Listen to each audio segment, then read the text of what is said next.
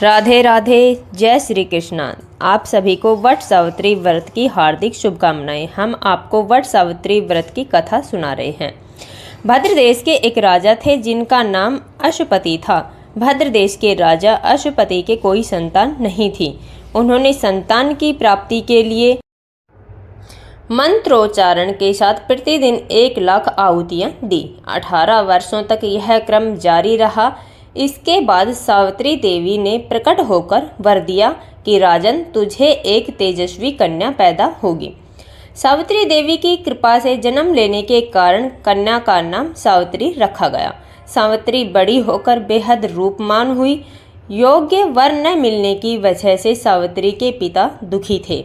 उन्होंने कन्या को स्वयंवर तलाशने भेजा।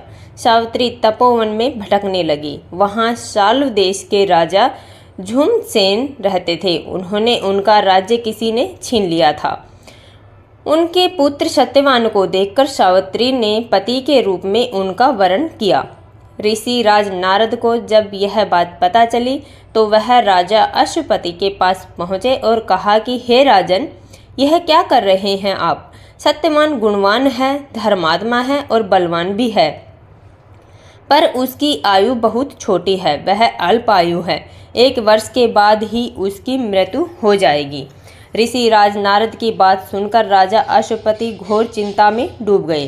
सावित्री ने उनसे कारण पूछा तो राजा ने कहा, पुत्री, तुमने जिस राजकुमार को अपने वर के रूप में चुना है वह अल्पायु है। तुम्हें किसी और को अपना जीवन साथी चुनना चाहिए। इस पर सावित्री ने कहा कि पिताजी, आर्य कन्याएं अपने पति का एक बार ही वरण करती हैं।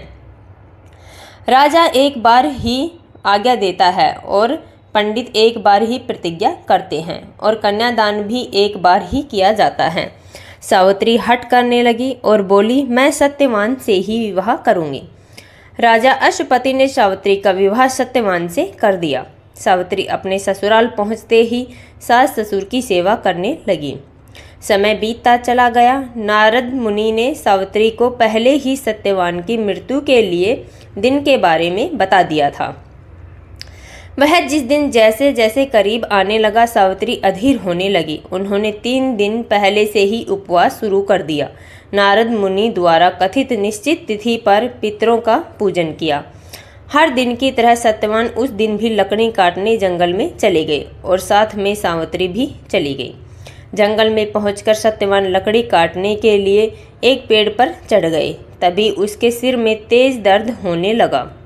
दर्द से व्याकुल सत्यवान पेड़ से नीचे उतर गए। सावित्री अपना भविष्य समझ गई। सत्यवान ने सिर को गोद में रखकर सावित्री सत्यवान का सिर सहलाने लगी। तभी वहां यमराज आते दिखे। यमराज अपने साथ सत्यवान को ले जाने लगे।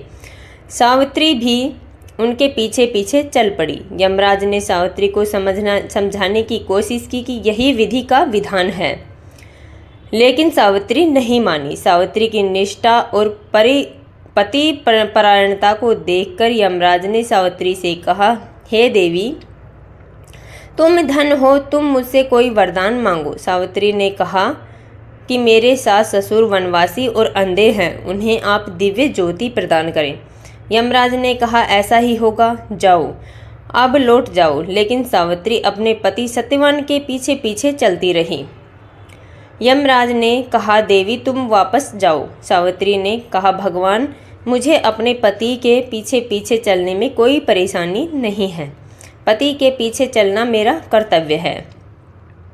यह सुनकर उन्होंने फिर से उसे एक और वर मांगने को कहा। सावित्री बोली, हमारे ससुर का राज्य छिन गया है, उसे पुनः वापस दिला दें। यमराज ने सावित्री को यह वरदान भी दे दिया और कहा, अब तुम लौट जाओ। लेकिन सावित्री पीछे पीछे चलती रही। यमराज ने सावित्री को तीसरा वरदान मांगने को कहा। इस पर सावित्री ने 100 संतानों और सौभाग्य का वरदान मांगा। यमराज ने इसका वरदान भी सावित्री को दे दिया। सावित्री ने यमराज से कहा कि प्रभु, मैं एक पतिव्रता पत्नी हूँ और आपने मुझे पुत्रवती होने का आशीर्वाद दिया है। यह सुनकर यमराज को सत्यवान के प्राण छोड़ने पड़े। यमराज अंतर्धान हो गए और सावित्री उसी वट वृक्ष के पास आ गई जहां उसके पति का मृत शरीर पड़ा था। सत्यवान जीवंत हो गया और दोनों खुशी खुशी अपने राज्य की ओर चल पड़े। दोनों बहुत घर पहुंचे तो देखा कि माता पिता को दिव्य ज्योति प्राप्त हो गई है। इस प्रकार सावित्री सत्यवान चिरकाल तक राज्य सुख भोगते रहे। दोस्तों, आज की कहानी कैसी लगी हमें ज़रूर बताइएगा और साथ ही ऐसी कहानियाँ सुनने के लिए हमारे चैनल को सब्सक्राइब कर लीजिएगा। धन्यवाद। जय श्री राम। राधे राधे। हर हर महादेव।